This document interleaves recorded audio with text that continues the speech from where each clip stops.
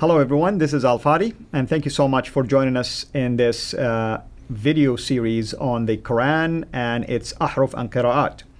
Last time, Dr. Jay Smith, with me here in studio, mentioned something really interesting at the end. He kind of like issued a challenge to anyone to show him a Quran that is a 7th century Quran, written before 652, and the date, of course, has to do with Uthmanic collection, that this particular Quran, if found, will match the Quran that we have in our hand today, and it has the same number of basically chapters or surahs, 114, and the list can go on and on and on. Now, here's an interesting thing that I would like to bring up to the table today. Even if you find something like this, the question is, are you going to find a Quran that could be read in the exact same way as we read it today? And Dr. J, we're going to talk about the diacritical variants. Okay. And that's why I'm asking this question. And the answer is absolutely not, because of this another conundrum. And this has to do with the Arabic language itself. The Arabic language, the alphabet of the Arabic alphabet was very crude, could not have accommodated what we now know today. When it was introduced in the 7th century, we're not going to go back to the history of the Arabic. That's now something that Al-Jalal is coming up, and Dr. Mark Dury is coming up with studies showing that even the Arabic... Ahmed Jalad, yeah, that's right. Jalad, and they're coming up with studies that actually show that the Arabic that's in the Quran is even from that part of the world. It looks like it's from the southern Levant, about 600 miles. Nabatean, isn't that interesting? That's which supports and corresponds with what Dan Gibson is finding and what we're finding. And everything else, And also the geographical locations within the Quran are also from the Nabatean. But nonetheless, back in the 7th century, what we do know is that they were just skeletal consonantal texts. Let's look at this slide here, and let's take a look at this one here. In fact, I want to show you these two pages from two different manuscripts. On the left is the Samarkand manuscript. On the right is the Sanaa manuscript. You know all about that one on the right, don't you? That's right. And you know what? As someone who's been looking at these manuscripts a lot, and other manuscripts, like for instance the Samarkand, I have the entire, basically copies or images of these folios available to me. Even as an Arab speaker, I can assure you, by looking at it alone, you won't be able to tell every single word sometimes. You have to be careful. For you to read that, of course, it's very small print right here, but if the ones that are on your computer, you pull them up, you enlarge them. For you to read it would be very difficult. And why would it be difficult to read it? It will be difficult if you don't have something to check against, and that's where the problem lies. I remember, I think it was Adnan Rashid. Is it? I think Adnan Rashid, his full name. I just want to make sure I'm respectful. I'm not butchering Adnan his Rashid name. is his name. He's a good friend. I've known him for about 20 years. So Adnan Rashid, I think the other day, I think he was with even Brother Farid, and what he was doing is he's looking at the Birmingham folios, and he's saying, "Oh, praise God! Look, we have the exact same thing in the Birmingham folios as it is in our today's Quran." But here's the problem: he was looking at today's Quran and reading it that way. Without today's Quran, you won't be able to tell how you pronounce certain words. Yeah. And that's, like there are some words like Allah, you can tell right away, this is Allah. Okay, I can read that word. Maybe this is min, maybe this is wow. But to be careful and try to say this is exactly the same way, that's where we get into the different qira'at. Okay, now you're kind of going over the head of a lot of people that are watching. There's an awful lot of people who did not understand the last 5 minutes. And the reason why is, take a look at it again. What is it that's missing in these two pictures? And that's why we're talking about the diacritical marks. And what is that? What do you mean diacritical? That's a big word. Basically, you have a letter. In this case, we're using the Arabic letter. And by virtue of the location of certain dots or marks on them, you'll be able to read it and pronounce it correctly. Okay, let's do that. Let's go into the next slide and let's look at the alphabet. Now, here is today's current alphabet. This is what you have in modern standard Arabic. And there, as you see, there are 28 letters there. Correct. However, take a look. Of those 28 letters, 6 of them, or 7 of them, let's say 7 of them, do not, no, 6 of them. Some say 7, some say 7. I'm going to go with 6, okay? These are the 6 that do not need any dots. And the first one is what? Alif. Next one? Kaf. Next one? Lam. Next one? Mim. Next one? Ha. Next one? Wow. So those are the 6 that are circled in yellow. Those do not need any dots. Right. All the other 22, however, 22 of them do, don't they? which means the vast majority. So for some scholars, it depends on which scholars you're talking to. Some scholars say that in the 7th century, there were really only 16 letters, 16 skeletal letters. Yeah. And I want you just to leave this for a second here in front of everybody.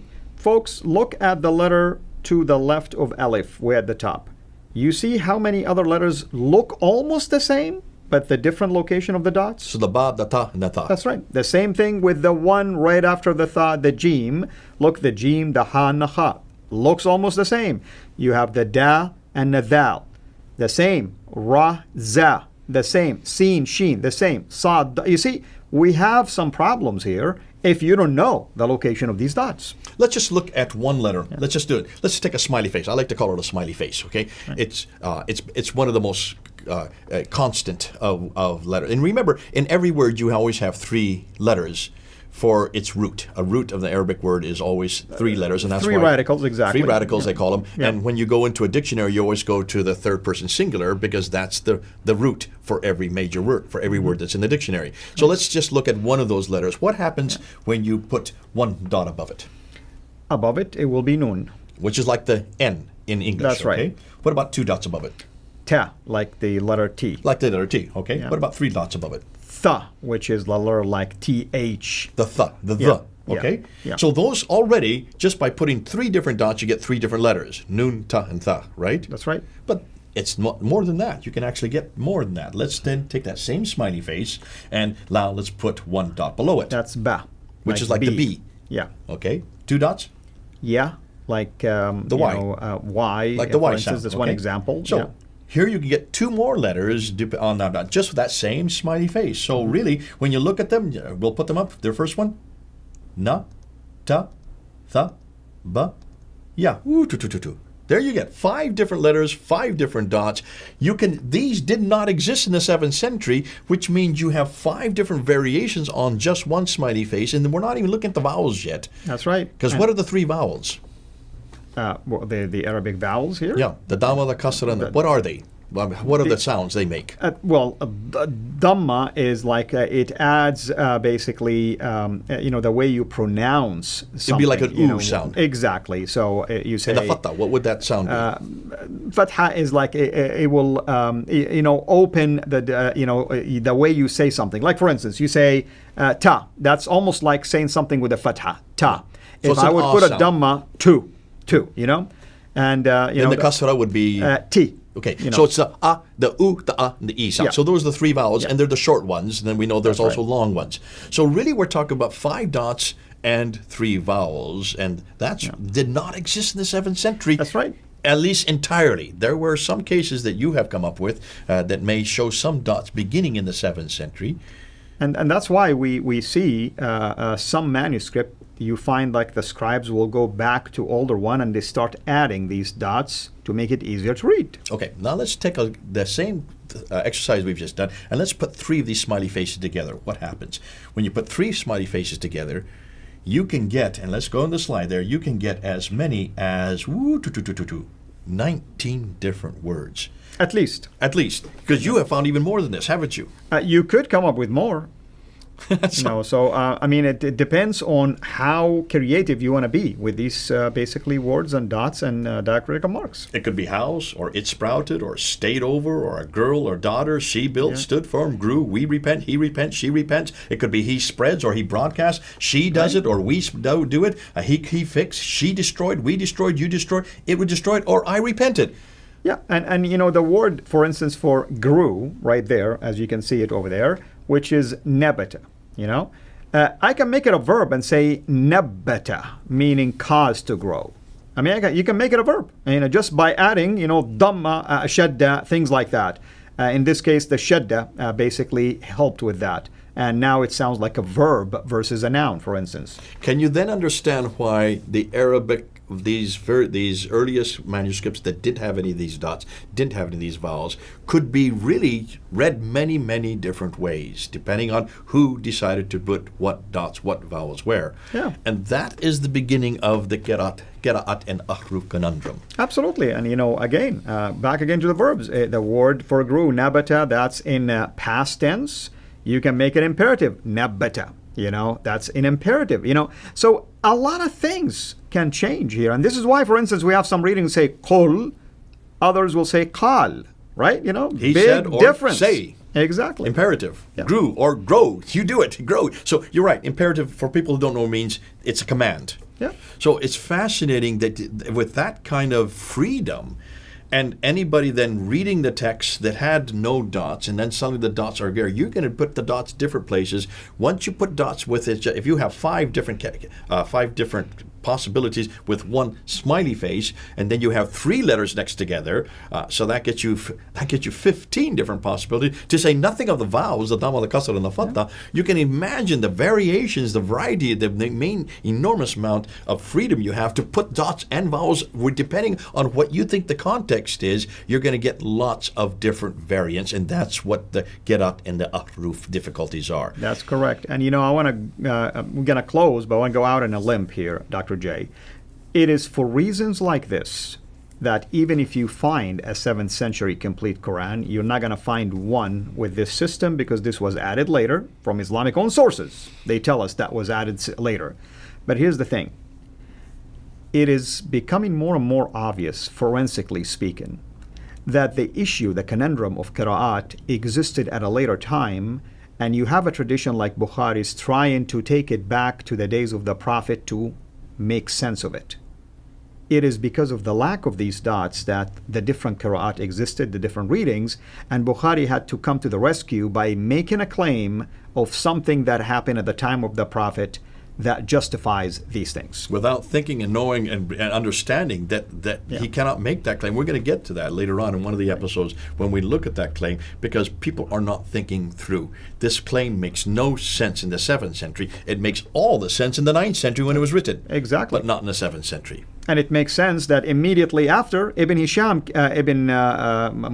Mujahid came in to try to canonize it, because there was a lot of them already. Yeah. So which ones were revealed, you know, and he has to come to the rescue as well. Good man. Yep. All right. Well, thank you so much. What is it that we're going to talk about next time? We're going to then look at some of these Qurans. We're going to actually introduce some of the things that we have here on the table. We're going to start showing you that there is 30 of these official, that's just the official ones. We're going to show you where they came, how they came, and we're going to look at 2 different centuries. We're going to look and see what the 7th century reference, what the traditions tell us about the 7th century readings, in contradistinction to the 8th century actual readings when they were actually introduced. Very well. Thank you so much. Thank you, everyone, for being here with us. We cannot wait until the next episode as we begin to continue with our process of unpacking all of these interesting finds. And also in this case, we'll look at these 30 different samples. At least we're going to look at some of them. Thank you, Dr. J, and thank you, everyone. God bless you. Until we meet again, have a blessed day. Thank you for watching this video. Be sure to like and subscribe to our channel, Qira'at International. Also, click on the bell so that you can receive notifications whenever we publish a new video or we go live. And I would like to appeal to you to consider becoming a Patreon patron by clicking on the link right below, and that way you can give towards the production of these videos. There are also other options for you on how you can give to our channel. So thank you from the bottom of my heart.